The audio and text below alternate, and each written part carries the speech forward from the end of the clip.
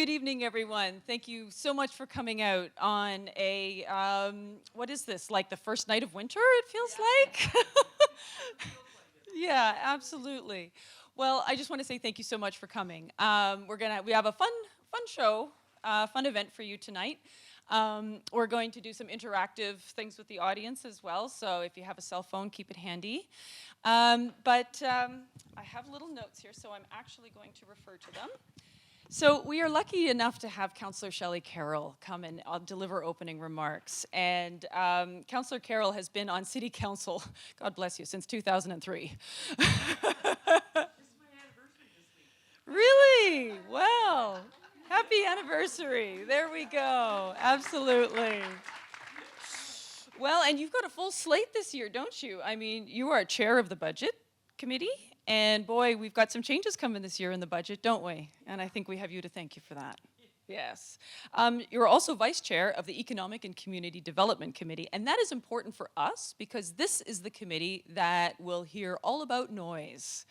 And so what's going to happen is basically the recommendations come from the city, and then the councillors will review that and have their own recommendations, and then that goes forward to City Council for a vote. So you're a very important lady in my books, let me tell you. And you're also on the executive committee and a number of other things that I saw as well. So with that, I think what I will do is just give you the mic and let you do opening remarks.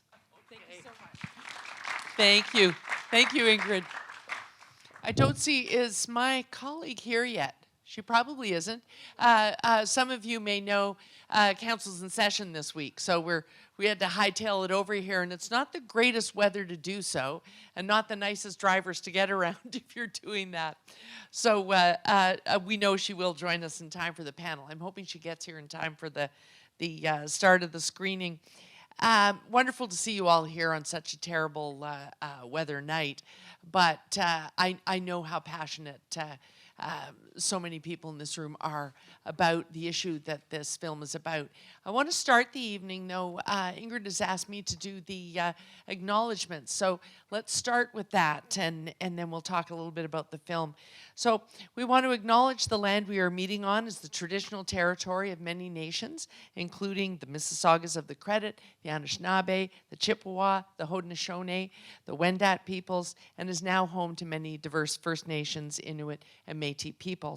We also acknowledge that Toronto is covered by Treaty 13 with the Mississaugas of the Credit. The City of Toronto also acknowledges all treaty peoples, including those who came here as settlers, as migrants, either in this generation or in generations past, and those of us who came here involuntarily, particularly those brought to these lands as a result of the transatlantic slave trade and slavery. Though I'm not a person of African descent, hang on a sec here, I'm not a person of African descent, I am committed to solidarity with the Black community seeking freedom and reparative justice in the light of history and ongoing legacy of slavery that really does continue to impact Black people in communities throughout Canada. In support of the city's ongoing efforts to confront anti-Black racism, I want to pay tribute tonight to those ancestors of African origin and descent that are joining us. And some more people are joining us now. It really is wonderful to see so many people here. I suppose the reason I'm invited here is because in terms of council, I've been an ongoing agitator in regards to some of the big banner issues in this.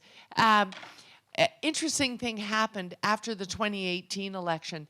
That is the point at which the wards got doubled, and I took on a whole new neighborhood. And so it was an interesting time for councillors because people were thinking, okay, you're my new councillor. I know something of you. You're new to me, but not new to council. And so you had to sort of find your way with those new neighborhoods.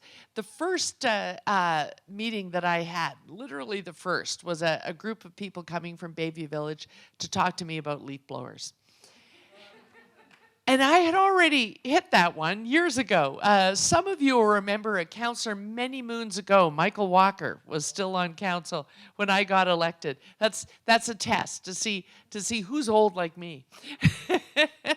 But he was tackling leaf blowers from the noise perspective, And I had got on council having committed to a group of young people when I was chair of the school board that I was going to do something about two-stroke engines. And so Michael Walker and I found commonality the minute I came in the door of council in 2003. And we tried.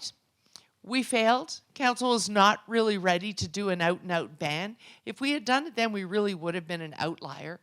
But fast forward, by 2018, I'm meeting with this new community, and they desperately want to tackle the issue. And they tell me, and we've got good news for you. Monty McDonald said to me, we are not alone. I'm not speaking on just Bayview Village's behalf. We know of people all over the city who are desperately looking at this issue. And I said, okay, let's tackle it. It was very tricky.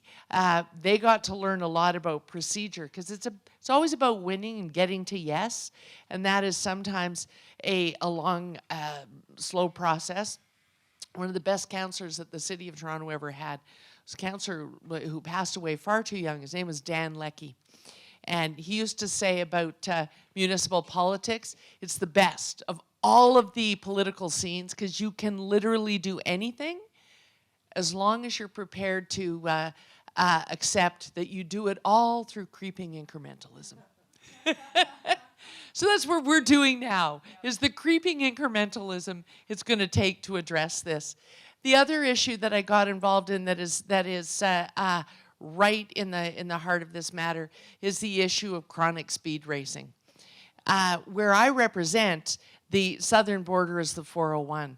I live just south of where I represent, along the DVP, and I live right where the speed race crew does its big turnaround and its square.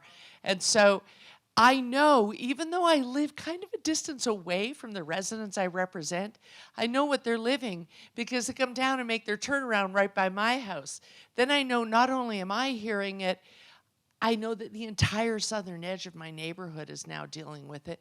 And when they get to the end of that and they get to Bayview, they sometimes will go balling up Bayview or up the DVP and go across the top so they can torment the GTA before coming back down again. And the minute I raised that, there was a councillor jealousy moment in the council chamber because when I raised it, Councillor Fletcher, who represents really down where the Gardiner and the DVP meet in the bottom stretch of Lakeshore, and she said, yours can't be the worst neighborhood for speed racing because mine is the worst neighborhood. And so we had that Me Too moment in council where they're going, I have this problem. No, I have this problem. What that means is we all have this problem. And I know that the police are doing all they can. And they've had some impact. This summer was interesting because it was bursts of it. It was punctuated. I wasn't tormented every single night and could set my watch by it, but it was still happening. But it's sort of event-based now, which means it can bubble back up to be that nightly thing. If the phenomenon is still there and we haven't really got to it, it means we might be having a rest from it, but it's not gone. People are still, the shops where you illegally alter your engines are still there. And those are just the two issues that I've actively engaged in. There are so many more. There are, all of you have talked to us about, well, we were just talking before the meeting started about why does a siren have to be heard from so far away? If you can make it heard where it needs to be heard to move a vehicle out of the way, down at King and Wellington, why do I have to be able to hear it all the way at Bloor Street? With technology, there ought to be a way to handle this. And there is. There are ways, and there are vehicles, and there are models. It's a matter of whether or not you want to listen to your community. And even if to convert to something we can all live with took creeping incrementalism, what would be wrong with that? It's a solution, and we need to get there. And so that's why I'm so excited for you to see this movie and to meet its superstars. That Ingrid and Daniela are here and will actually take the stage afterwards. That's a rare treat. Let's pretend we're at TIFF. Pretend I'm Cameron Bailey, and the actual people from this movie are going to come up after. It's kind of like that. The only other thing I want to say, because it is council, my colleague Lily Chang is here now.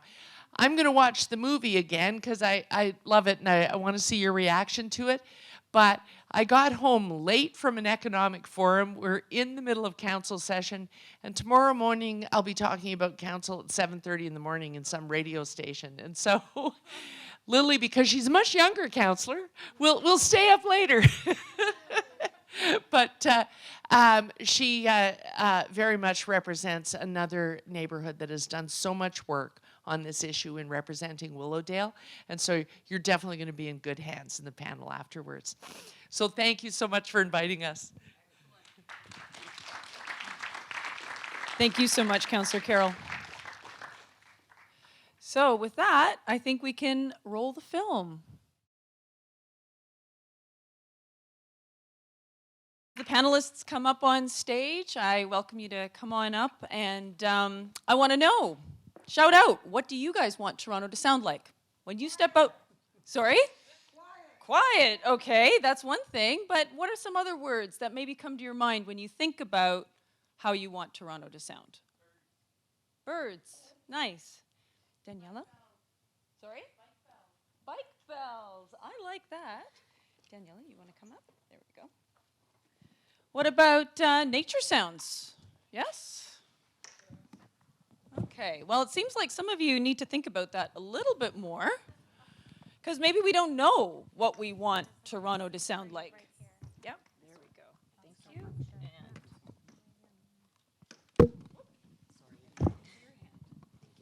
you're welcome. No problem. We won't have to make a speech. We'll just vary the procedure by 2 minutes. We can just show the film. Yes, please. That would be great. Thank you so much, Councillor Carroll. So we've got the panelists up on stage here. So let me do a quick little introduction, and I'm going to read them out so that I get it right, because I am thrilled to have these lovely people with me here. So we've got Councillor Lily Chang, and Lily Chang is the councillor for Ward 18 Willowdale. She also serves on the Toronto Police Services Board, which is important for us regarding noise.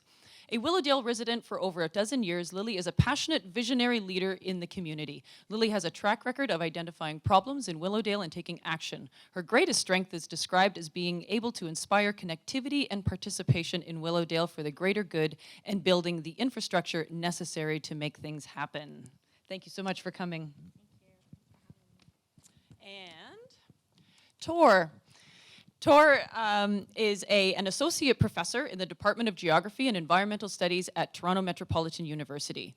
His research and teaching is broadly focused on environmental health, with particular focus on environmental noise assessment and health effects. He collaborates regularly with government and civic organizations to promote effective policies to reduce noise exposure in Canada and Norway. And we'll learn a little bit more about what he's up to in a moment. And Daniela. Daniela is an advocate for pedestrian safety and accessible streets. She's completely blind and sits on the steering committee of Walk Toronto, where she champions the cause of making streets and spaces that are safe and usable for people of all abilities, and is a strong proponent of a paradigm shift towards inclusive design. Daniela holds a PhD in political science from the University of Toronto. Please welcome our panelists.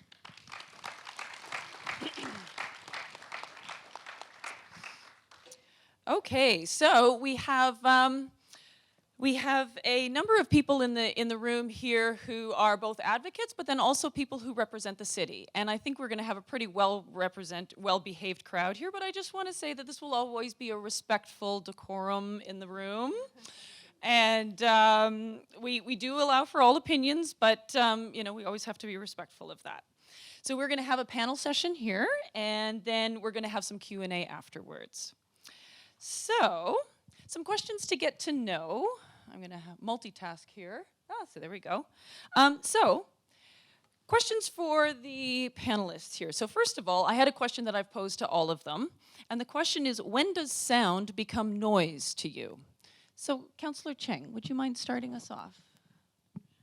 Sure. First, I just want to share a funny but not funny story. Okay. A few weeks ago, I went for my first ever ride-along. So a ride-along is when you put on a bulletproof vest and you ride along with someone from a division, and I rode along with 32 Division.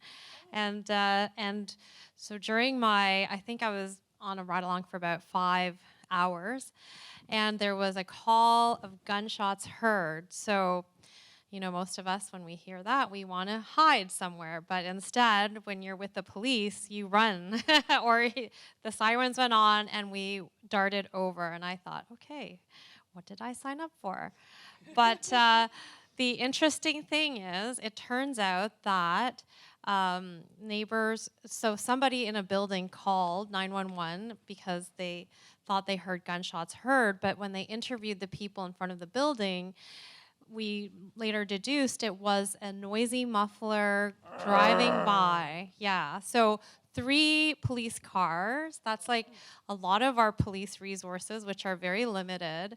And not just that, the trauma of somebody being so afraid that they thought gunshots were being fired outside of their home. So I just had to share that anecdote because I think it, illustrates a very intense impact that sound happens. And another part of my story is I actually at one point was a radio DJ in Asia. And so I played music for like 5 or 6 hours shifts a day. And so I came to love silence. Yeah, like when I was by myself, I never wanted to listen to music. So when does noise become sound become noise? I would say like I love silence. So I have a very low threshold because of all my years of being around a lot of noise. Thank you for sharing all of that. I always love it when you get these little anecdotes from people. It's like, oh, DJ, that's cool. Tor, when does sound become noise to you? I'm tempted to just refer to the definition that I quote, which is it was mentioned in the movie, just basically unwanted sound, or as we qualify a bit more within my research area, unwanted sound that can have harmful effects on health and well-being. But I think I'm actually slightly modifying that to unnecessary sound. So I think noise, for me at least, is unnecessary sound that can be easily or relatively easily controlled or removed, or just doesn't need to be produced for enjoyment or the welfare or well-being of people. Thank you. And I actually have up from the International Commission of Biological Effects on Noise that they actually updated the definition to include that unnecessary piece. It's not just about it being harmful. It's about it being, they actually said unwanted and or harmful. So before it was just harmful. Now they've added the unwanted piece. So to me, that's unnecessary. Daniela, when does sound become noise to you? So for me, as someone who's totally blind, sound becomes noise, definitely when it's unwanted, but when it's extensive, and when it's disruptive to my ability to make sense of my surroundings, of the environment I'm in, and also when it impedes my ability to navigate. It just muffles everything. It can also be a safety hazard because it, again, interferes with my ability to make sense of what's happening around me. On the street, for example, I rely on accessible pedestrian signals, and construction noise obscures them. It's like fog. And also noise can be a safety issue because it obscures other things like electric cars that are quieter. Well, that has a big impact on me. Also, other electric micromobility devices. It is essentially when it obscures things for me. When I can make sense of the sounds. I mean, silence, I appreciate silence, but I am concerned when I am on the street. For example, something that I'm concerned about is the lack of noise, the lack of consistent sound coming from electric cars. Again, I rely on my hearing, so I'll leave it there. Thank you. Thank you. Yes. So we already got to know Councillor Cheng a little bit more. One of the things that we met over a year ago now, I interviewed you as part of your election campaign. So congratulations, a year a bit in, and you had noise on your platform. And I asked you, I said, so why do you have noise on your platform? You said, well, because my constituents tell me about it. So what do your constituents tell you about noise in Willowdale? Yeah, so, when you're running for council, it's important to have a platform that reflects your neighborhood. And so I didn't put together my platform until I'd spent 3 months knocking on doors and really listening. And a lot of people would say, I hate getting waken up in the middle of the night.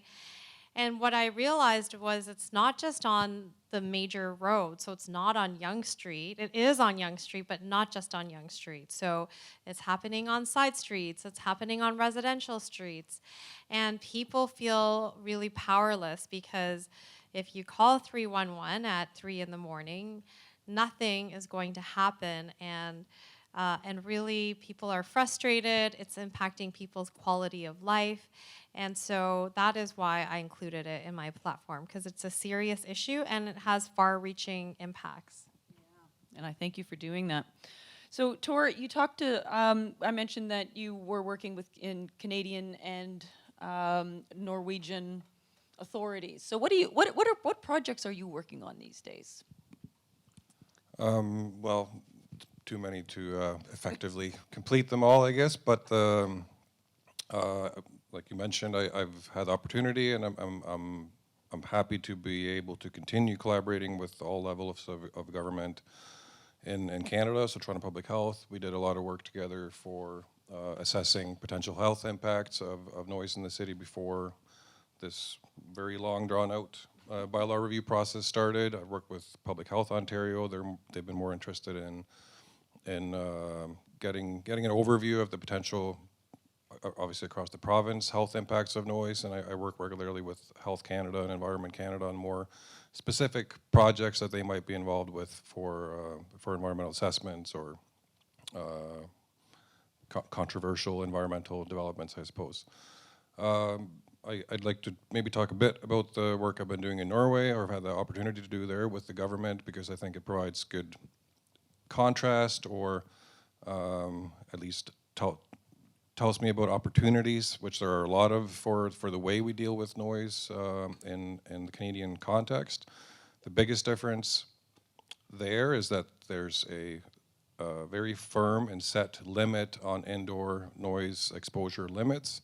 So if anyone's indoor environment is above 43 decibels, whoever's producing that noise has to pay to deal with that, whether that be the city, which owns the roads, or the railway, or the airport, or whatever point source it might be. That's obviously a huge piece of the puzzle in being able to deal with this thing. I don't think we're going to be able to skip ahead to that point here.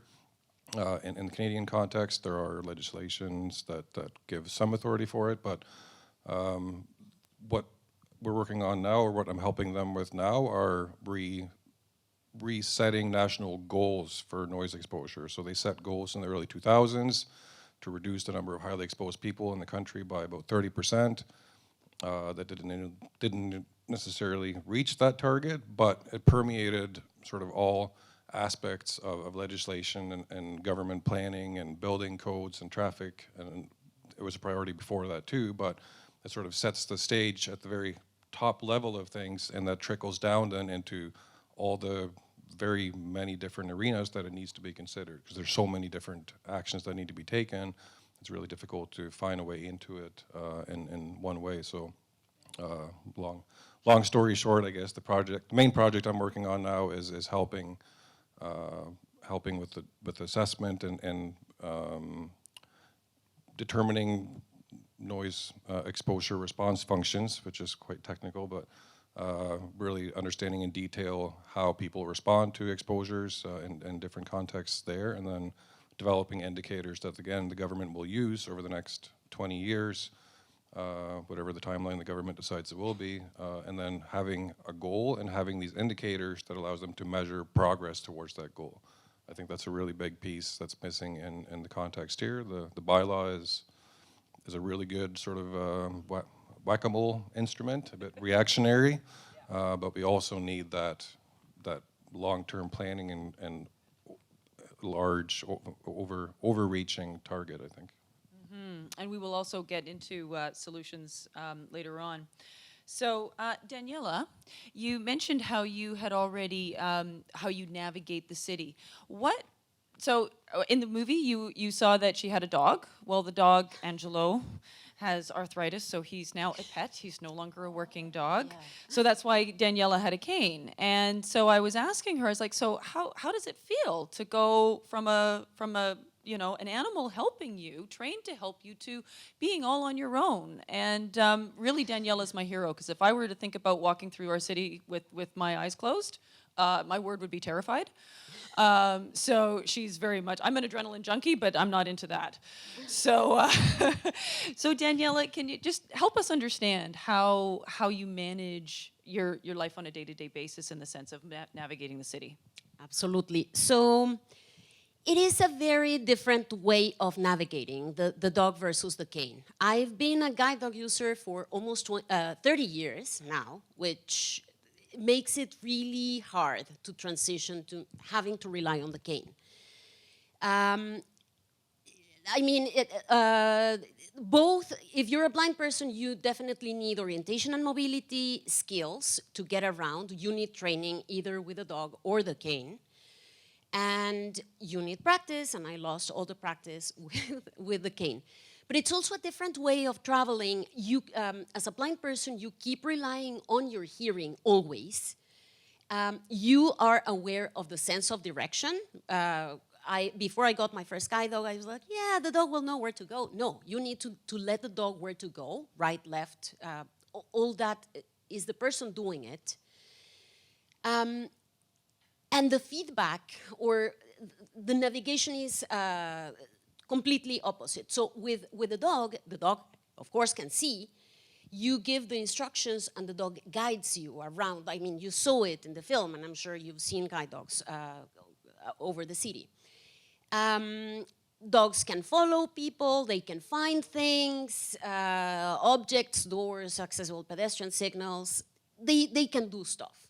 Now with a cane, well, you swipe the cane from side to side, and the cane provides tactile feedback. So you touch something and you have to find your way around it. It's a lot more work for the person.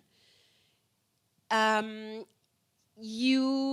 mean, the feedback is also different. You get a lot more detail with the cane, but it's really a lot more work. It's super tiring. After swiping it, like really the hand becomes, it's painful. I'm really, really looking forward to getting a new guide dog. It's interesting. The city has also changed, as I mentioned in the film. There's now a lot more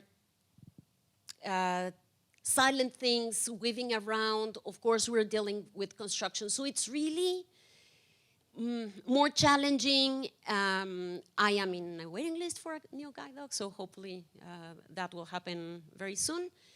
But yeah, it's the guide dog partnership is the person doing the directioning. It's even for crossing streets, the dogs do not make the decision to cross. That said, they can see what's happening, so that's when they pull me, they can pull or lead the person if there's a danger that I don't know that I would be able to do that with my cane. So it's practice, it's a personal choice. A guide dog is not for everyone, but it is definitely for me. Well, let's hope you get another guide dog very soon. So that's kind of getting to know our panelists, and now we're going to take it onto a global scale, and we're going to talk about noise, because I get Google alerts on mufflers, noise bylaw, and noise cameras, and I get Google alerts every day, and my goodness, noise is a global problem. So with that, it's well understood though. Like that's the thing. Noise is predictable, but it's complicated, as I have been learning. So when we think about noise on a global scale and where our people are moving into cities, it's going to be more dense. So Councillor Cheng, you were lovely enough to invite me to actually go and visit the York Mills bus station to look at how sound emanates from a bus station, from the activity there, because you are going to be having some major development in your area. So if you look into the future, where do you see cities and noise, and how will that impact the residents of the future? Yeah, I think as I consider this, you know, we take so much caution when we're looking at our built form and the planning process. We do shadow impact studies, but we don't do noise impact studies. And actually, when I was campaigning, there was a woman who contacted me, and she'd been living there for a few years in a condo, and suddenly there was a low hum that had appeared. And it was just enough to start to drive her to the edge of madness in a way. Like she couldn't rest. She couldn't find silence in her home anymore. And she found out later that there was a new a condo like 3 buildings down that had installed some kind of fan for some kind of energy or HVAC system, and it was bouncing off the other buildings, and somehow her condo was the sweet spot for the sound. And so, you know, luckily she was able to track down which building it was, and they tried to put some barriers around it. But I remember visiting her home and standing on her balcony and in her bedroom. Like, she let me, as a stranger, walk into her home because she was so desperate for a solution. But I saw that her mental health was really seriously impacted. And my suggestion to her was that, like, you need a break from your home. So, like, even if it's just a weekend or a week, like, whatever you can do. And she actually did take me up on that advice. And because it was just like a really tight rubber band. She had no more stretch in her. And so that really showed me that, you know, when we have all of these buildings together, we're not really thinking about how the noises will affect each other. And we're now in a new future where there will be more and more 50-story buildings. And I really don't think we're thinking about how that sound will impact each other. And so we're building vertical neighborhoods, but we're not thinking about the mental well-being, including, you know, what's important to me is social fabric. And so what is that future? I am really concerned. And with the bus terminal, I think, you know, I really appreciate Ingrid came out with me, and we met with Metrolinx was there, TTC was there, because there will be a new bus terminal that will be built into a residential building. And my concern is any sound that leaks out will be impacting all of the future residents in the community. And Ingrid had some great ideas that I still continue to reiterate in my ongoing meetings with Metrolinx, like putting a fan at the entrance so that the sound blows inside, having soft surfaces or spray on the surface. But I feel like I have to just keep on it, because in the name of efficiency, they could just try to build a very tight space.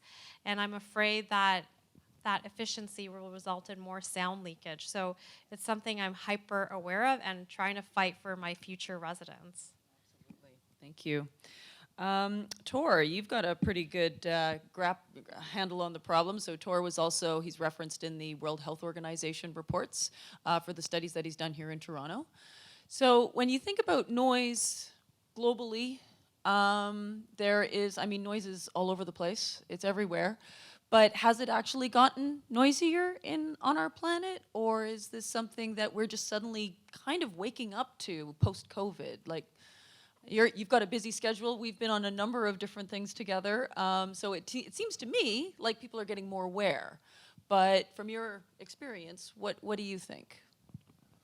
It's a good good question. There's actually not a lot of good data on it, which I would be looking to with a group of sort of rogue scholars, if I can call it that. We're an ad hoc group that have been trying to put together a global noise assessment to get it in the Global Burden of Disease database, which is something that is sort of the biggest regular measurement and reporting of environmental exposures and the impacts they have on a global scale. And it's we got a long way to go to get noise in there because there's such little standardization and effort really outside, beyond Europe. They have a lot of data going back 20 years now on noise levels and being, because it's mandatory within the European Noise Directive to assess any city over 100,000 every 5 years. They do what's called strategic noise mapping and assess then sort of the proportion of people that are exposed to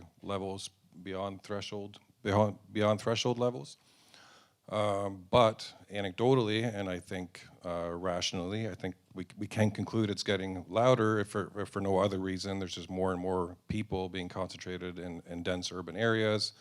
So like even if Toronto isn't getting louder in terms of decibels, there's more people being exposed sort of per square kilometer, I guess. So the problem is getting worse without really needing to know that back history of noise levels. And this issue of densification, new challenges in the structural impact on sound propagation. These are things that we can model and very much in good detail to understand, but there just really isn't sort of the incentive to deal with it, I guess. Sounds like we need to make some changes. Daniela, so you have no vision. So I'm thinking that everyone that is like you in your demographic is affected by noise. So do you have an idea of the number of people in Canada or in Toronto, or a percentage of people that are blind or have low vision that would be impacted, such as you? So in Canada, there are upwards of 3 million people who have either significant vision loss or are completely blind. That's in Canada. That's a little less than 10% of the population. So the blind people tend to also concentrate in larger urban centers because of the services. And I don't have a specific number for Toronto. I think it's estimated that there are around 100,000 people who have vision loss. But I mean, people are aging, and with age, we know that there is vision loss. And who does noise impact? Potentially, or I mean, everyone. But yeah, significantly blind people, the impact is very direct and unique in that it really, really hinders the ability to navigate. Yeah, and there's also, I know that I've got some friends in the audience here who have had brain injuries, and that affects balance, hearing, orientation, all kinds of things. And so, in a way, really, every single one of us will be impacted by noise in some sort of way, shape, or form. So the good news is that we're in a good place right now in Toronto because we have the noise bylaw reviews. And yes, they were delayed from the spring of 2023 to the fall of 2023, and we thought we were actually going to be done with them, but no, they're going on into January of 2024. So I'm just going to walk you through it really quick. So as Tor mentioned, this has been a long, drawn-out bylaw review process. So it actually started in 2015, and that's where Tor was a part of a How Loud is Too Loud, which is a Toronto Public Health report. So that's when it was started, but there was a delay due to the pandemic. Then in September and October, the city held public consultations. They held 6 different sessions, and over 750 people attended. And so those 6 sessions were divided up into 4 different noise categories. So you're going to have a question on this coming up. So the noise categories were amplified sound, construction, motor vehicles, and unnecessary noise. and or general noise. What do I have? Oh, I don't have it up there yet. You're going to get that. So they had those 4 buckets. They had 6 different consultations on that. And they had, before the bylaw review period feedback window closed, they had over 2,200 emails, which was a significant amount of resident participation in that. So clearly it's a hot button. And then so what happened was, due to all of that feedback, they then moved the bylaw review to, not from November 28th, which is when it was originally scheduled, to January 11th. So that's what I mean by it's moving now into 2024. So a little bit more time for us to prepare and make a whole bunch more noise on January 11th. And then finally, City Council will be voting on this in the first week of February. So after that, there's going to be some sort of a no more noise party, just FYI. So that's what we have here. So here is, I've never used Menti before, except I've never done it as a host. So now I've only done it as a participant. So this is where you guys get to provide some feedback. So if you've got a cell phone, pull it out, and you can either go to menti.com and enter the code that you see there, or you can scan the QR code, and then you can provide your response. So these are the 4 buckets that the city gave people to attend. So what do we have? Oh, we got 8 people for, 10 motor vehicles, 3 for construction. General noise, so general noise is backup beepers, is sirens, is garbage trucks, all of those kind of things. Leaf blowers is in there too. Amplified sound. Nobody in here for amplified sound. Okay, not yet. Anyways, 3 for construction, 1 for general noise, and 17 for motor vehicles. That's usually the distribution I see. Sometimes a little bit more for amplified sound, but interesting. All right, well, we know Mentimeter works. That's good. All right. So let me move forward on my little things here. So we know that these are, so keep your phones handy, because we know that these are actually not adequate buckets, categories. One of the things that people, when I go and meet people, they tell me about their noise stories. They have a side job as a noise therapist. And so they tell me about their hot buttons. So this is where, okay, so we've ended up at 24 motor vehicles, 3 general noise, 4 construction, and 1 amplified sound. All right, we got everybody there. So the next one is, what is your most annoying noise source? So you can pop in 3 phrases. You can pop in sirens, backup beepers, construction, garbage trucks. What else have I heard? Air conditioners. I had so many people talk to me about air conditioners, and we're getting warmer, folks. That problem's just going to keep on going. So what do we have? Oh, okay, so here we go. So the loudest, the biggest words, leaf blowers and mufflers. There we go. So the biggest words are the most are the ones that have the most responses. Motorcycles, mufflers, leaf blowers, electric leaf blower, modified cars, boy racers, car alarms, backfiring, electric leaf. Okay, we got that one. Boy, it keeps moving. All right, here we go. Motor honking, car screeching, garbage trucks. Boy race, car stereos. Yes, I've had people that have people below them in their condo, like on the ground, blast a car stereo, and they hear it on the 24th floor, and they're like, I don't want to hear your whatever it is. Revving, boy, okay, so we're basically with mufflers, construction, and motorcycles seems to be the big winners there. Well, that's great. I'm glad all of that is working. So now let's look at the city's data, because this is how the city is actually collecting and categorizing their 311 data. So I'm going to move on to the next slide. Okay, so this was the slide that was shown to us for the public consultations. And so this is, initially when I looked at this, and I was like, so my hot button is motor vehicles. And I was like, 5%? That's motor vehicle noise? Well, what we learned is that this is the numbers that you see here is only the bylaws they can enforce. So they can't enforce moving vehicles. Only the police can stop a moving vehicle. So here we go. That's why motor vehicle noise is only 5%, because that's the stationary noise. So the thing is that the city, on their website, they say, contact 311 for everything.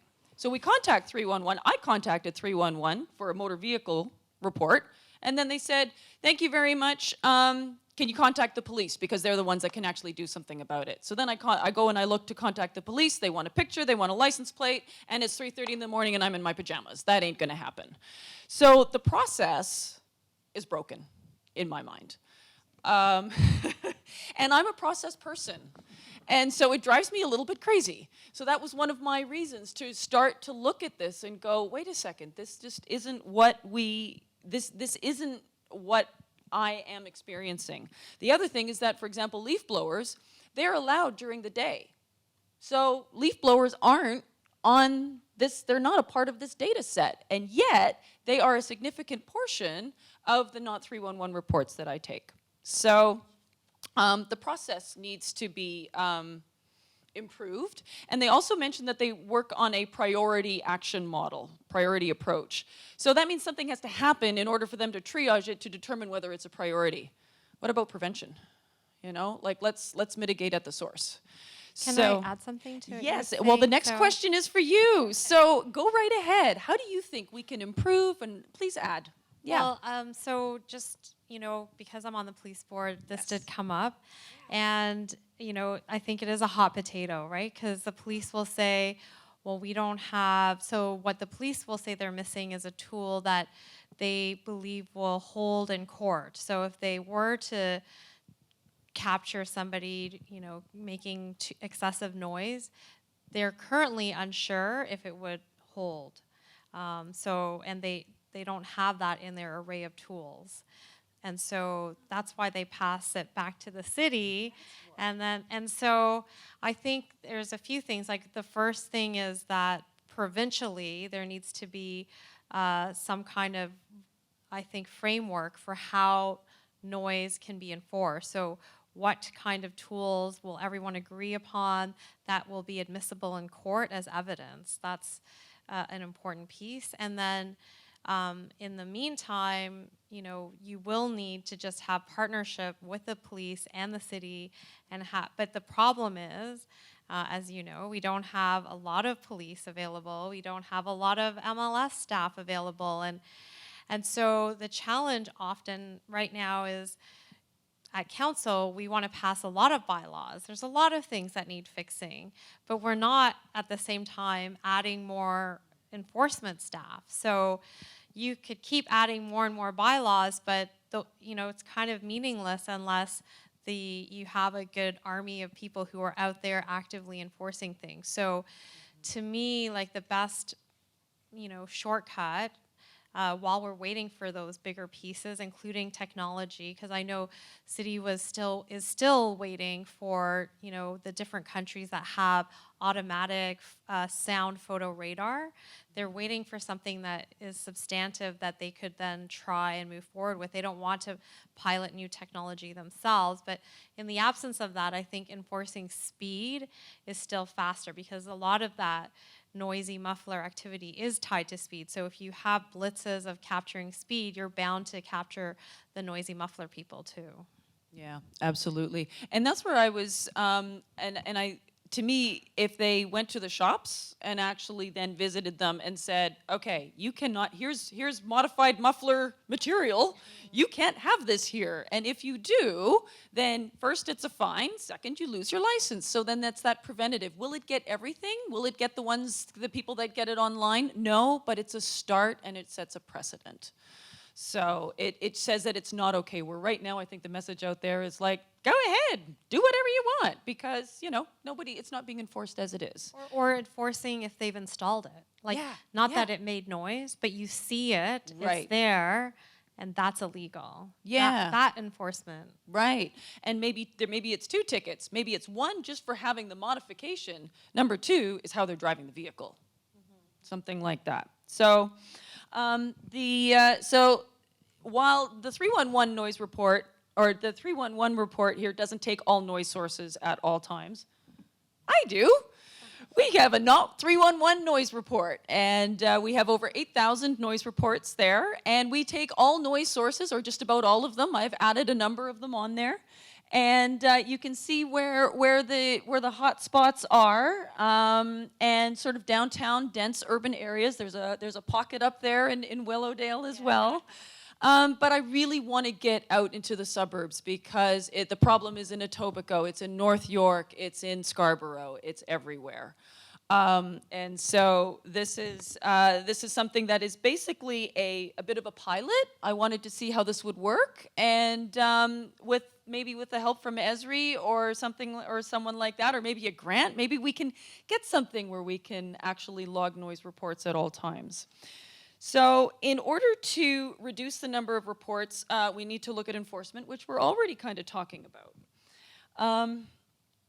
And so we've touched on this already. So I mean, vehicles is a partnership, as we were talking about, between Toronto Police Services and the city. Amplified sound is the city bylaw. And that's where they are only on staff until 2 in the morning. But yet bars get exemptions to serve alcohol till 4. And I know someone that lives away just close to a Fox and John. She's pregnant and she's had to get taken to the emergency room because they keep pumping the music on the heated outdoor patio until 4 in the morning. And she is stressed very much like that lady, you know, and I see, and back to Councillor Cheng's point that, and I think we all maybe have felt when we all just feel a little bit more stressed and we're tired and we haven't slept very well, all of a sudden you got less patience for everything. And I think that's where if we modified and if we reduce the overall sound level or that unnecessary noise that you were talking about, that vanity noise, then maybe we would have capacity for some other sounds that maybe aren't the greatest, but we have more capacity to manage them. So we know noise is annoying. And so tell me, I am annoyed by noise while I am trying to rest and relax. How often would that be for you? Is it rarely, frequently, occasionally, almost all the time are our 4 choices? So I've got 2 rarelys, 5 occasionallys, 8 frequentlys, 1 almost all the time. I'm in the almost all the time bucket, just so you know. 10 occasionallys, 11 frequentlys, 4 rarelys, still 1 almost all the time. 14 occasionally, 12 frequently. Okay, so we got occasionally and frequently. Oh, I got another person that's up all night like me. There we go. Okay. Interesting. Nice. Got 38 people doing this. That's awesome. How do you guys like doing this? Is this okay? Yeah? It's all right? Good. Excellent. I'm happy to hear that. Okay. So we know that logging the complaints is frustrating. And noise is annoying. So let's start talking a little bit about their health, and we're going to come over to you, Tor. So let me just got to my next one. So I'm going to share with you some of the data that I've collected through different sites in some of the different locations in Toronto. So Daniela, just for your interest here, we've got 4 rarelys, 19 occasionallys, 13 frequently, and 3 almost all the time. All right, so I'm going to walk you through some slides here. So this is the ward boundaries for the City of Toronto. And then thanks to Esri, I was able to do a buffer analysis. So what this did was I took the Toronto highways and went 750 meters out of those highways. And as you can see here, there's over 665,000 people that live within 750 meters of a highway. Who here lives within 750 meters of a highway? Got a few? So we've got, I don't know, a third of the room. And so so there's some of my measurement, my meters are just over here, and there's some up in the foyer there as well. So I take measurements for a week on battery, and then I now have software that I've learned how to use, where it counts the noise peaks for me. And so these people within 750 meters of a highway, in 24 hours, they have averaged about 43 noise spikes over 10 decibels. So 10 decibels is basic. When you have an increase of 10 decibels, that's basically a doubling of sound. So we have about 43 of those every 24 hours. So that's on highways. So people tell me, well, Ingrid, you know what? If it's noisy, move away from the highway. Well, you know what? Arterials aren't any better. They're actually worse. So doing a buffer analysis again, we took 100 meters from an arterial road, and there's 1.2 million people that live within 100 meters from an arterial road. And they get over 24 hours, 142 noise spikes of over 10 decibels. So let's put all of that together, and that is basically 66% of Toronto's population is subjected to constant noise and noise spikes. And it's these intermittent noise spikes that are quite detrimental to our health. And so, coming over to Tor, we have health. So, when you, I'm gonna one more slide here. So here's the health impacts of noise. And it's severe, impacts children. Councillor Cheng was talking about somebody who just didn't feel like they knew what they could do about noise and they felt hopeless. Well, there's actually a condition called induced hopelessness that noise creates, and especially in children. When they're trying to learn and they can't focus. There was a study done in New York where there was a school and one side had an elevated track and the other side was a quiet track. The kids on the elevated track side of the school were a year behind in their reading and comprehension. And this was in like grade 4, you know. And then they fixed it and they caught up again. So, Tor, I have a question here. So help us understand how noise, something that we can't see, but we can feel. How does that, we can understand sleep disturbance, but cardiovascular disease, how does that trickle, how does that come into our bodies? How does that manifest? How long do I have? No. It's a good and difficult question because the research that, for example, the WH will base their threshold and guidance levels on are based on large-scale epidemiological studies and the sort of the expectations and the criteria we use to judge those have gotten more and more stringent over the years, and which means that we are very confident in the epidemiological evidence of the health effects, but we kind of skip the black box that is our brain in that whole exercise, right? We go from noise measurements to health outcomes, and there's of course research and interest and some understanding of what happens between the time it goes into your ears and the time it turns into high blood pressure or ischemic heart disease. But we can say in very general, broad terms, it's part of the general stress mechanism that any type of stressor will lead to. It sort of follows the neurochemical pathway from your brain and causes chronic production of stress hormones. So stress isn't an on or an off thing. It can be on a spectrum, and the idea there with noise is that it's something that can constantly trigger small levels of these stress hormone emissions in your body, and over time either do their job on your arteries to cause inflammation and lead to these really bad health outcomes over a long time. We can certainly get into the psychology of this. I think risk perception, which I just happen to be teaching a course on right now, so it's all relatively fresh up here. But this idea of control over a risk or what type of exposure we're dealing with is very important, and I think that aspect of noise being a stressor and our general lack of being able to control and deal with that plays an important role in the level of stress that it causes. But yes, the health effects that we look at and know are leading to these severe health outcomes like ischemic heart disease, stroke. Hypertension is actually, or high blood pressure is a bit mixed in terms of evidence. We're not so sure about that one, but yes, that stress response mechanism, which is general to any way that we stress ourselves out to the point we get sick, I suppose. And I remember in our interview that we did with the agenda, you said you don't actually need to be annoyed to be impacted. So can you tell us a little bit about that? Because I'm annoyed all the time, but apparently, like in our sleep, I'm not necessarily annoyed, but apparently that still impacts me.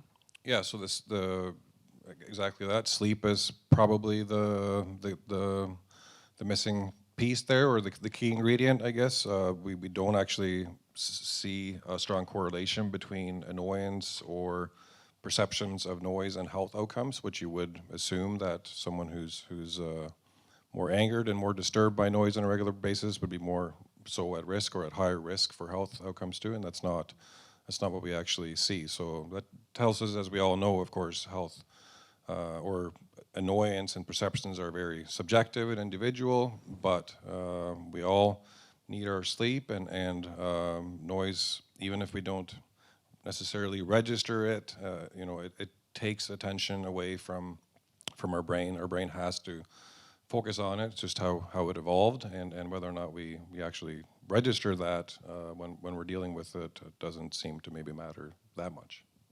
Yeah, and I remember you saying that's how alarm clocks work, because our bodies are always listening, right? So we have no choice. We have to breathe, and we have to listen. We cannot turn off our ears. So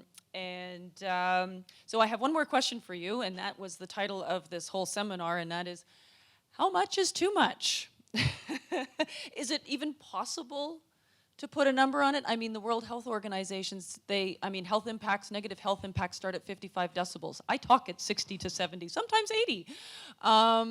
So, you know, we can't have a completely quiet world, nor do I think we necessarily want to, but how much is too much? Yeah, so the decibel level, that 55, it's a bit, well, the decibel measurement is a bit tricky to deal with, I guess, and sound, as we measure it and average it and represent it, is according to what we call the equal energy principle.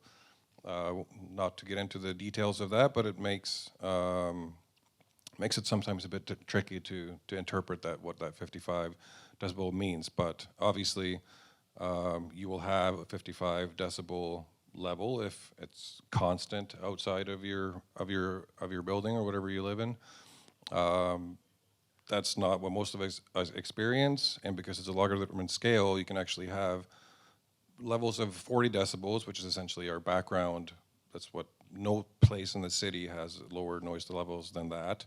And if you have 1 hour of traffic that averages to 65 decibels in the afternoon or peak, you're already at that 55 decibel threshold. So we've done a relatively poor job in research to sort of discriminate peak noise levels versus averages. It turns out they're actually very highly correlated, so we've kind of skipped past that in noise assessment.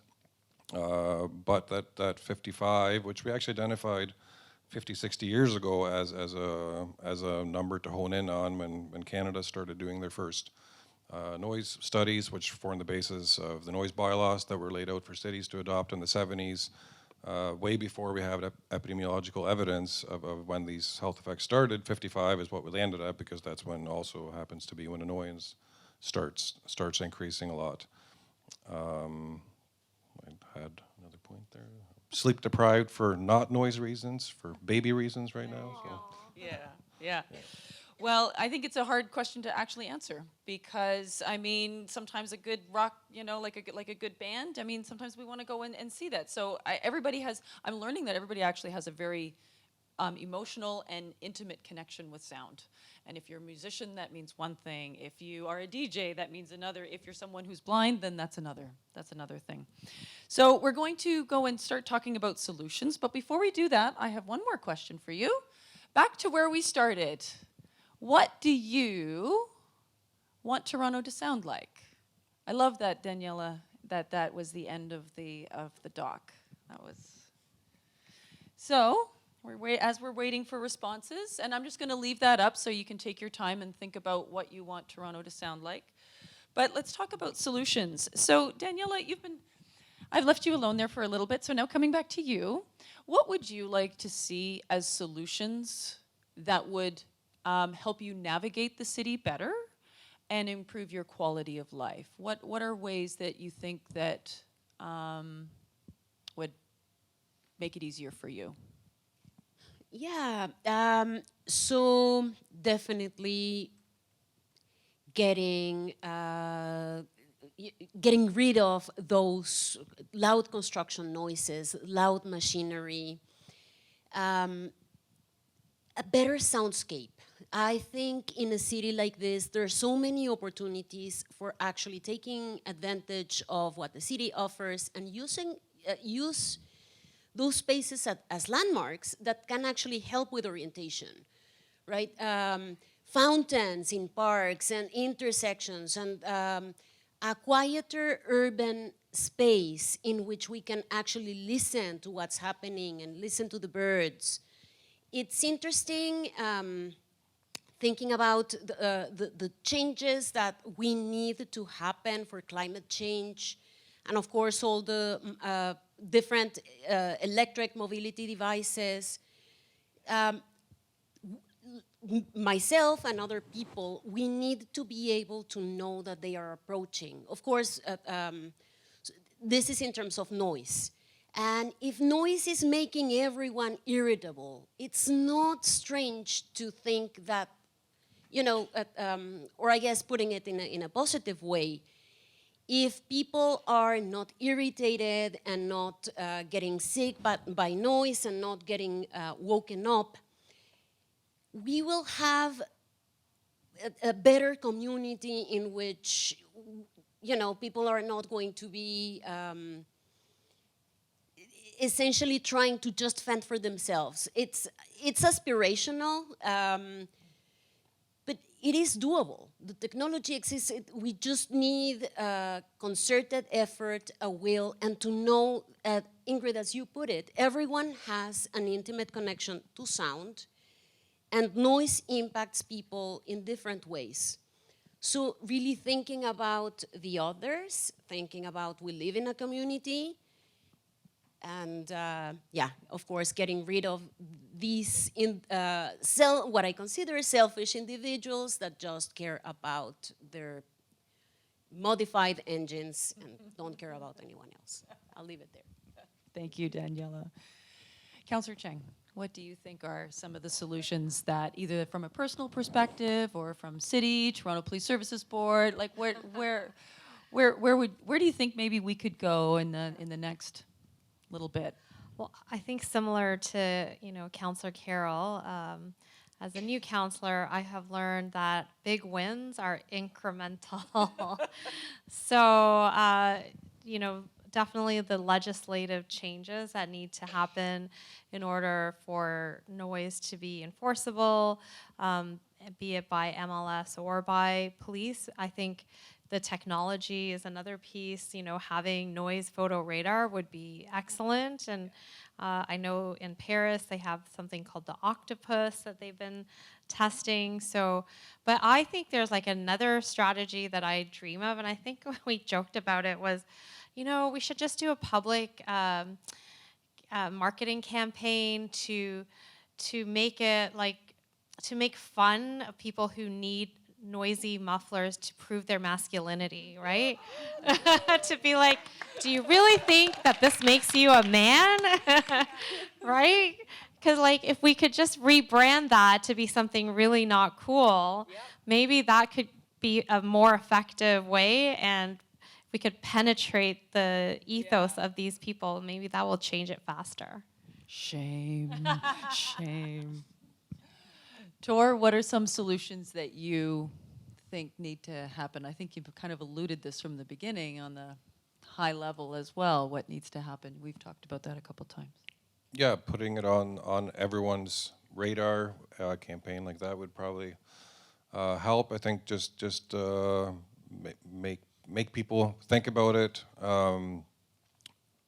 Action plans, whatever level they come from, to meet, set realistic targets and work towards them, and reducing the proportion of people that are excessively exposed, and unfortunately in Toronto more so than European cities. At least this is actually an equity, environmental justice and equity issue. Sort of more practically, enforcing speed limits is the easiest and quickest thing to deal with this, or not deal with it, but start dealing with it.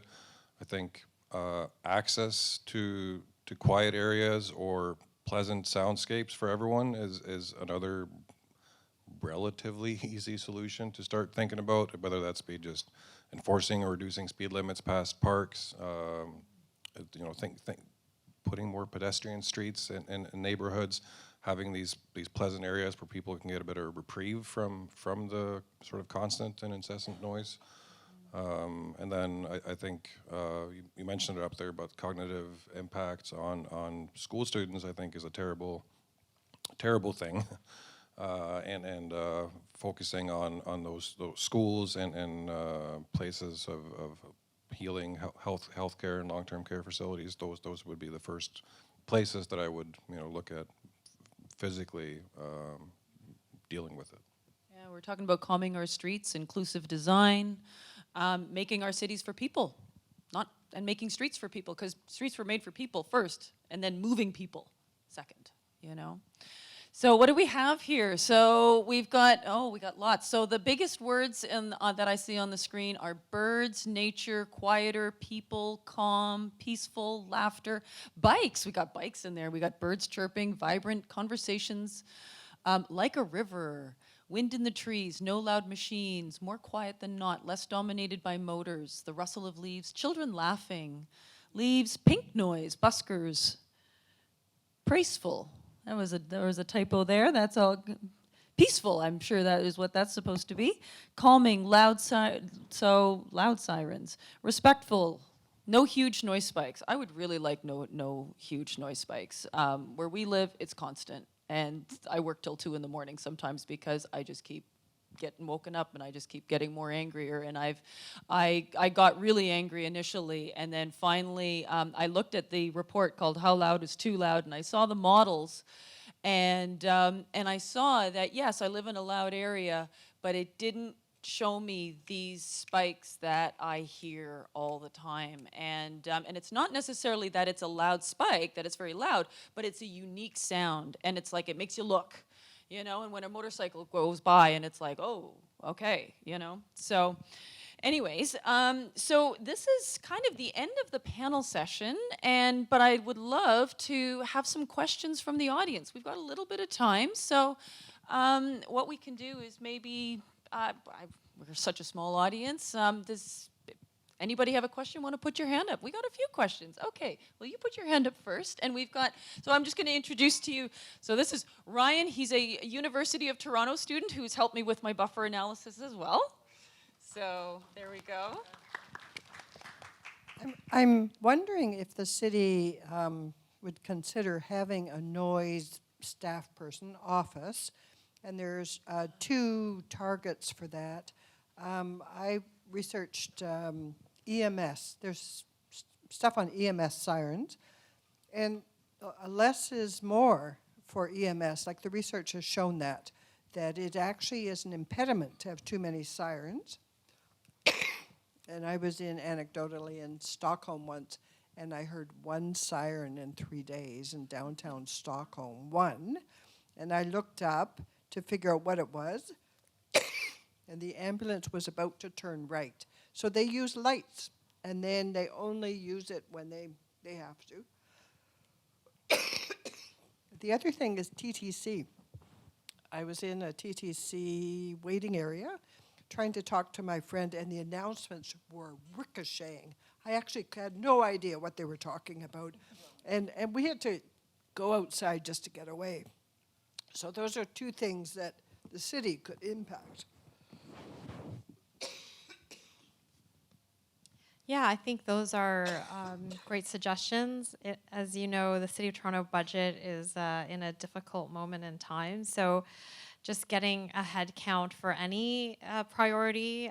I'm currently trying to find some budget to get a lead for intimate partner violence in the city. So it's hard when you have so many competing priorities. How do you choose where you'll staff it? But I would like to say that, if you have research about the sirens, I would certainly be happy to support bringing something like that to council, like some kind of examination. It will be incremental. There will be no magic wand that tomorrow it will all change, but it all begins with like a feasibility study of like what are the current, because I think there is some intentionality. If you live beside a fire station, they generally don't turn on their sirens until they're a certain distance. They definitely don't do it right out of the station. So I think they already have something, but then if that needs to be augmented and there's Stockholm and other frameworks work, then, you know, please reach out to my office and I'm happy to bring that to council. Awesome, thank you. Brief follow-up. The research is definitive. It's at least 10 years old. And it just says you should use lights. Okay, Sirens are just the last resort. okay, thank you. Pam? Thank you so much for organizing this event. It's been very interesting. My question is for Daniela. Daniela, if there's one thing that you could change about the city to make it easier for you to move around, what would that one thing be? Think about everyone before making any changes. This is, we see all the time that the needs of those people who not drive, they're not prioritized. We see this in the allocation of space, but we see this in new projects as well.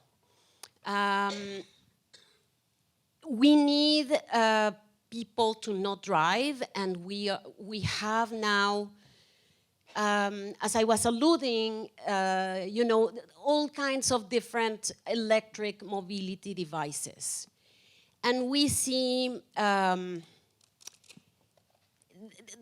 infrastructure is not, does not afford everyone to use the space. I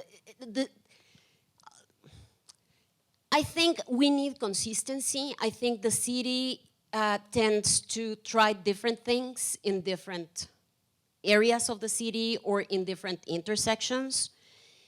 And those inconsistencies are really, really difficult for someone who's blind to make sense, to know what to do. And I would say the inconsistency makes it hard for everyone to know how to use that, that infrastructure. We see, for example, the Queensquay, it's really not great. I don't feel safe in it because there's not a very clear separation between pedestrians and cyclists, or when you have to mix, people assume that you can make eye contact, and that's it. So, I mean, it's a great question. I really appreciate the question because I think that what the city needs to do is really to think about those, like, the most vulnerable people and accommodate, of course, if we, knowing that budget constraints and incrementalism, it's really making sure that going forward and changes are indeed inclusive and not looking at, oh, let's test this with some people with disabilities to make sure if it works. No, test it before, consult, include people with disabilities in the process as experts. And anyway. Thank you. Again for the question. Thank you. Sally? Oh, sorry, I'm making you run, Ryan. It's a good thing he's young.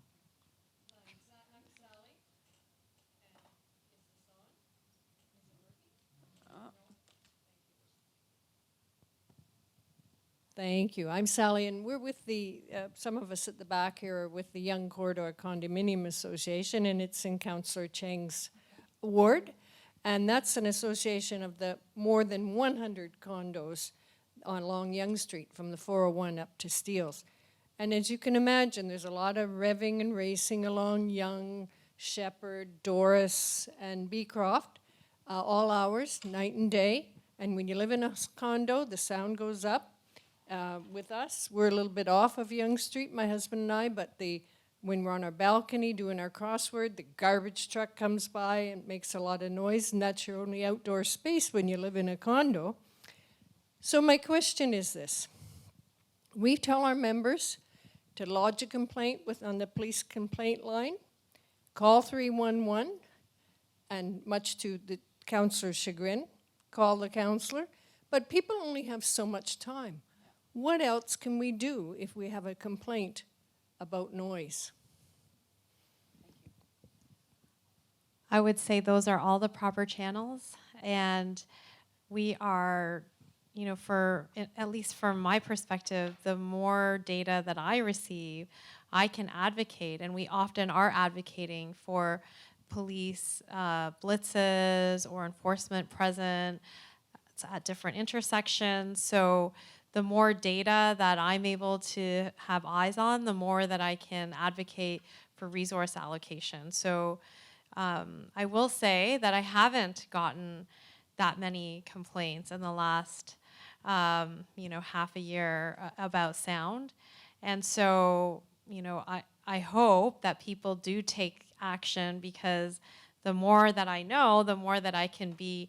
My job is to be your squeaky wheel. So, and yeah, so please, never feel like it's a burden to add me into the list of people that you email, or your counselors wherever you live, because, in a city where resources are thin, it is the squeaky wheel that gets the grease.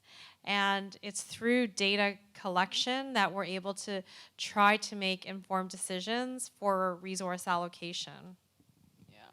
And something that came up a lot in the public consultations was crowdsourced information. Is there a way that people could take a picture of an illegal muffler with a license plate and just have that somehow be triaged through video analytics, and then have that person be sent a ticket or a warning, or have a police officer go visit that house. So that was one way, because I don't think the police can be everywhere all the time. So I think there's a forward way of looking at that. But also kudos to all of you, because you guys chose to come and do something. And back to Councillor Cheng's point, and also what I sometimes feel is that there's a lot of apathy out there, and there's a lot of people who kind of go, oh, well, nothing's going to change anyway, so why bother? Well, then you've cemented that in. Then nothing is going to change. And so you guys came today, and so I really want to thank you for that. But it's also about talking to your neighbor. And when that farting Harley goes by, go, oh, did you hear that? You'd be surprised. I bet you that your friend that you're with goes, well, actually, I don't like that either. Like, we are a silent majority. And so I'm really encouraging us to get out and to be involved. Let's take a question from Sorry, if I could just add. Yeah. I really support the work that Ingrid is doing but to crowdsource data, all in preparation for this great report that's coming in January. And I do encourage, every opportunity, if you have, to join her, team and depute at, I think a lot of people feel like City Hall is a scary place, or they don't understand actually how accessible it is. But, as a counselor, I can say that when we are making decisions and people show up and they share their experiences, we do end up, changing policy, asking questions. So those deputations really can impact policy. So don't give up, and don't be resigned, because it's only by taking action. And I really I think we should all give Ingrid a round of applause. Yeah. Because she's dedicated so much passion and time, and she's rallying people together who are all suffering. And so together, this is how change happens. So thank you, Ingrid. Oh, thank you. Question in the middle. Gentleman with the sweater there? Yeah? No. Hi, Jeff Cattell. I'm a regular at City Hall. I'm a policy guy, and I'm glad now that that Lily mentioned what's happening in terms of the noise reform report, whatever it's called, and getting people out there. But the other initiative, which nobody's mentioned tonight, is the night economy initiative. Yes. And it's gonna bring the possibility of nightclubs with all the noise till 4 a.m, not just to Richmond, Queen and King, the entertainment district, but potentially to right across the city. Absolutely. To commercial areas right across the city, so Etobicoke, Scarborough, North York, as well as downtown. This has been driven. It's like it seems like it's a jobs idea. We need jobs the night economy is one of our ways of revitalizing the economy. So, like, this is a whole new source of noise that wasn't on the list, right? Nightclubs. Amplified sound is kind of the bucket So I'm that- wondering, what's the plan for dealing with this? Yeah, Jeff, I appreciate that. We'll go to Bob afterwards. Sorry. Okay, sorry. I was going to give you the. So the night economy, you're absolutely right. I participated in that public session, and it's quite interesting what they are looking at proposing. And so it's amplified sound, very close to residences and in places that it typically hasn't been. And so as far as I understand, that the noise got moved to, so the noise bylaws got moved to January 11th, but you can still depute on November 28th for the night economy. So this is back to a little bit to what I'm learning is organizing. And this is where the nightclub owners and all of those, they're an organized bunch. They are very close together. And so there was, somebody mentioned to me, this isn't just by chance. This is a bunch of groups that have advocated to city council, advocated and organized to make their voice be heard. And that's one of the reasons why when I reported my initial reports to 311 and I saw my pin on the map and then they closed my case and they took my pin away from the map, I was like, well, what happened? So that's why I created the Not 311 Noise Report, because I wanted all of you to know that you're not alone and that there's other things, that there's ways that we need to organize. But we're kind of a loose, quiet bunch, right? It's like, how do you do this? So I'm trying new things all the time. So in regards to your comment about the night economy, I'm planning on deputing on that, and I debated whether to bring it into this, but there's only so much we can cover in this period of time, but thank you for bringing it up. I do appreciate that.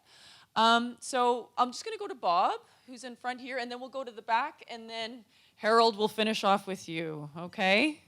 So, sorry, Bob was right in the front here with the hat. Thanks, Ryan. Hello.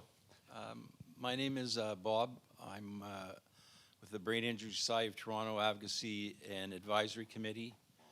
And noise, I can go on forever, but I'll make it very quick. And my question is to Daniela. Daniela, when you're navigating crossing at a light and you're listening for the audible sounds at the press plate or the change buttons or the lollipop buttons, do you have difficulty navigating the sounds? Are the sounds from the lollipop buttons, can you hear those sounds to tell you when to go through the intersection? By the lollipop sounds, do you mean the audible pedestrians, the accessible pedestrian signals? Yes. Yes, that's a great question. So there's two things. The pole itself, where the accessible pedestrian is, has a beacon, and that emits like a low tone. Toot, toot. Some have it, some do not, and that tone is supposed to help you actually locate the accessible pedestrian signal. To press the button, I have to press the button, I have to find the thing. In Toronto, because it's a grid, it's easy to know the direction. I can tell you when there's construction nearby, it's impossible to hear them. Like especially the east-west, which is a chirping sound, it's really, really difficult to hear it. Interesting, thank you. So up at the back, yes. Thank you all for the great questions. Hi there, I'm Carrie, and I just wanted to talk about the night economy thing, and I think it's interesting to see what other countries might be doing. I spend 6 months in Taiwan because I happen to have 2 kids there. I'm a musician, and I went to a nightclub. I was playing at an open mic, and after 10 o'clock, they changed to strictly acoustic. And they do that a lot in Taipei because the folks of Taipei really value their sleep because they're hard workers. Maybe work a little too hard. But at any rate, that's what they're doing in Taipei. So I think sometimes it's looking at what are they doing in other countries? Like other people have these problems, so let's look further afield. Absolutely, and Councillor Cheng is a little, we've talked a lot about transit in other areas and how they do it. Oh yeah, if anyone ever gets to go to Taiwan, their subway stations are amazing. They're brightly lit. They have washrooms in every single station. They have nursing rooms at stations. They've just so thoughtful. And they even have unique music that has been written at every station to tell you when the subway is arriving. Unique composition. So anyhow, I could go on, but Nice, nice. All right, so we had one more question from Harold.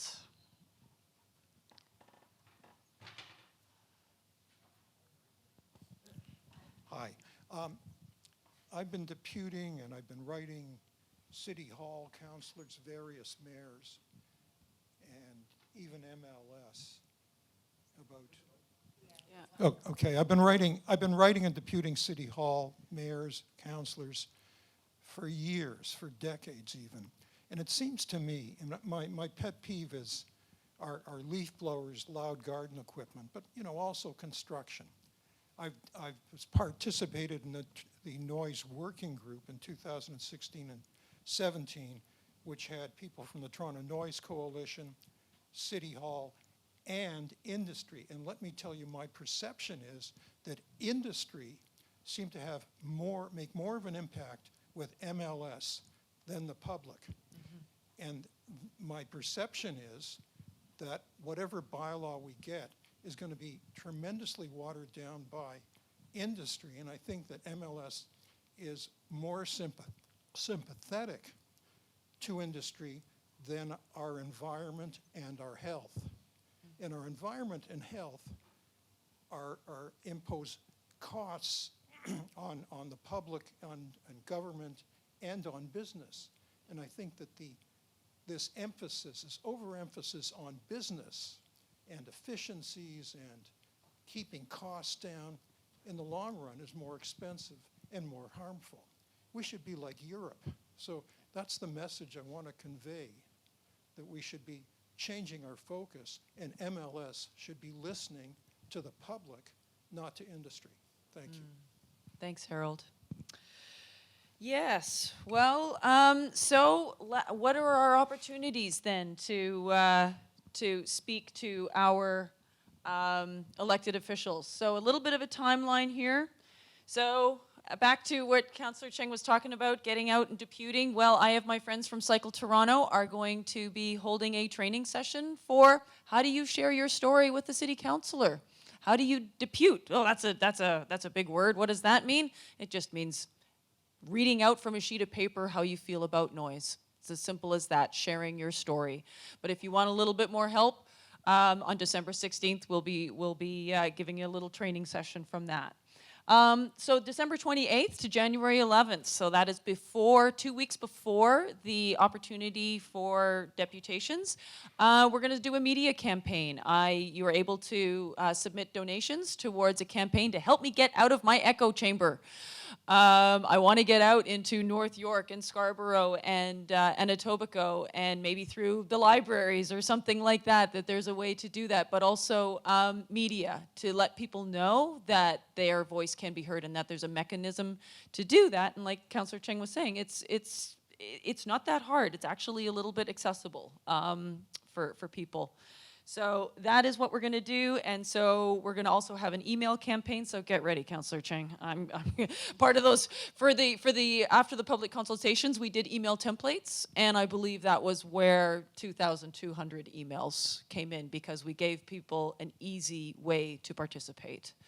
So you'll be getting more of those. And then on January 11th is that meeting. So even if you come and sit in the seat and warm it, that is important as well. It doesn't necessarily mean that you need to depute.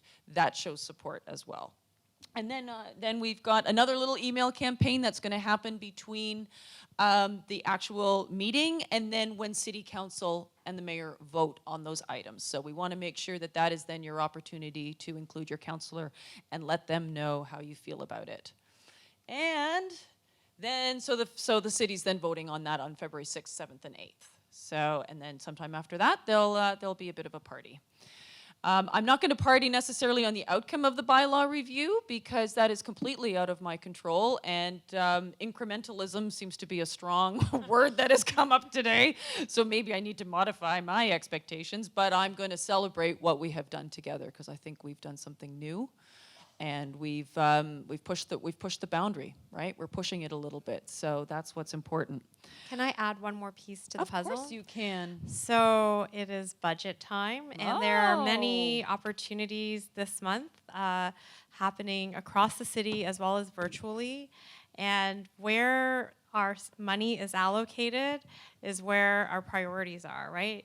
You can't say something is important without allocating money to it. And I really do think we have to reconsider how MLS is staffed in consideration for the new bylaws that are always being brought to council to try to solve various problems that are happening.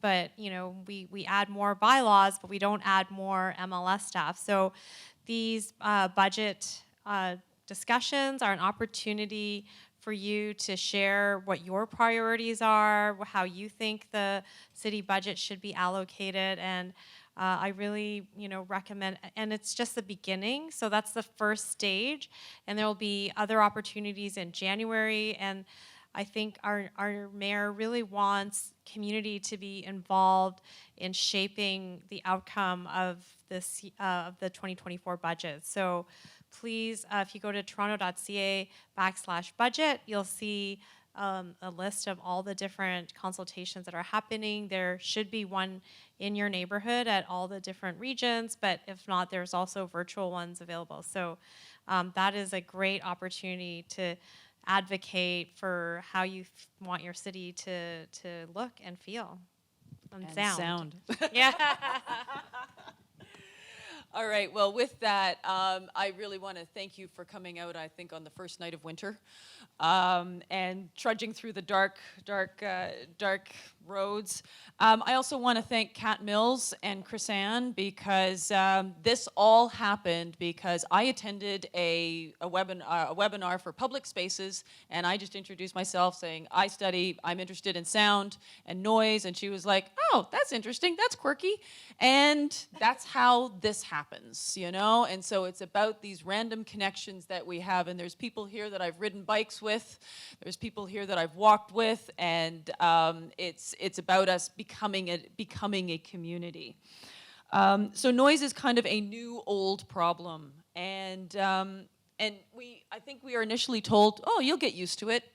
I think Tor has told us now that we actually don't get used to it. Our bodies do not, and our bodies then suffer because of that. So I think, and back to Harold's point, I've got it written down, we have to prioritize public health over expediency or commercial gain.